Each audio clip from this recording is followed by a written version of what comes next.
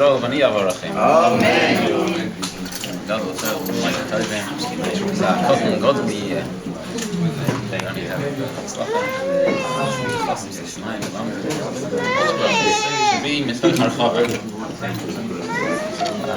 Now the net amount of gold and silver over here is quite considerable.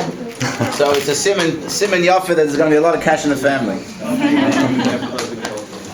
A quick thank you, of course, to Eli for being our Kohen, and thank you to Shalom, birkas, kohanim. Thank you, of course, to everyone who helped set up this morning at the last minute in a rush, and Shmuley helping with cut up the fruit, and I know there's some other people involved. I'm not even sure who was involved, but thank you. You know who you are.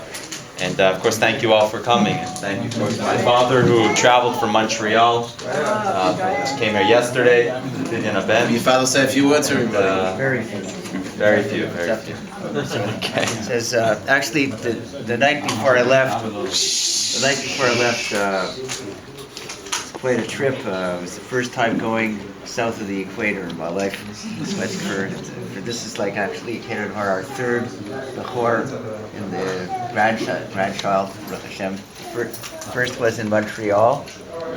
His situation, Yehuda Leib, the bris was the same, was the 30th day, and then into the night was the Pidyon HaBen. He was a little premature, so the bris and then the Pidyon HaBen was right after. And the second was actually in Yerushalayim. My wife was there for the birth and bris, and then I followed for the Pidyon HaBen. So here, my wife again was here for the bris, and this is kind of our third Kenyer Boo. I can't say Pidyon HaBen, but Kenyer Boo. So the Rosh Kollel, one of the Rosh Kollels in Montreal, Kollel Radomsk. He left me with this vort the night before I left. It says, Kol Bechor Manecha Tifte V'lo Yiru Panai Reikav. That every firstborn we have to redeem, and not to, that's enough. V'lo Yiru Panai Reikav. You should not see my face, Hashem is saying, empty. Dafal Gav, so this is an English Davar. That even though that Dafal Gav V'yatse V'yasa Maila Shemikvar, he's gone out of that Maila of the Bechor, in the sense that he can't serve in the Beis Mikdash. This was transferred to the Levim and the Kohanim, because unfortunately the Bechor also, they should have been responsible for the service in the Beis Mikdash. However, they sinned with the golden calf like everybody else except the Levim. Nevertheless, the Yom Kadaver says, Afshu Li Adayim. Still, it's Bechor Li. It's the Bechor belongs to Hashem. Adayim Yeshbo Eza Maila, so there still remains a certain advantage, supremacy, a certain advantage.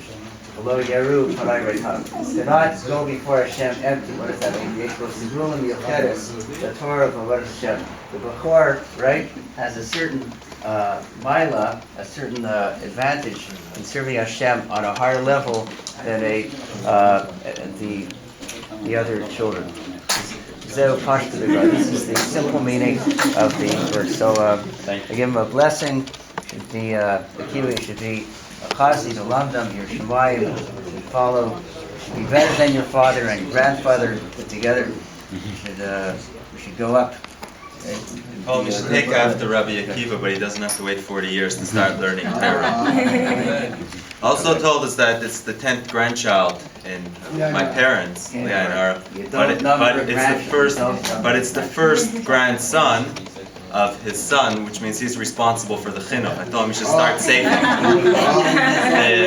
The halacha is that actually if a son wasn't paying for his son to be learning Torah, the grandfather is responsible of educating the child, the grandchild, but it's only through his son, not through his That's only daughter. raised in Israel, okay? Not He wants the free education in Israel. I was actually the 10th grandson from my mother had Allah Shalom. So she had 3 boys, three older siblings. There were three boys, and each one had, I think, three boys, and there was actually there were 9 sons born. There was no, like, grandsons, and there were no granddaughters. So I was like the last hope.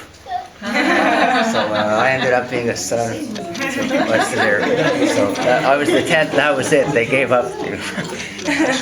Thank you. Rabbi said in the schus of the Pidyon HaBen, we're going to have another Pidyon HaBen right now. So, Rabbi Express right here. Without the tray. I don't think we'll fit on.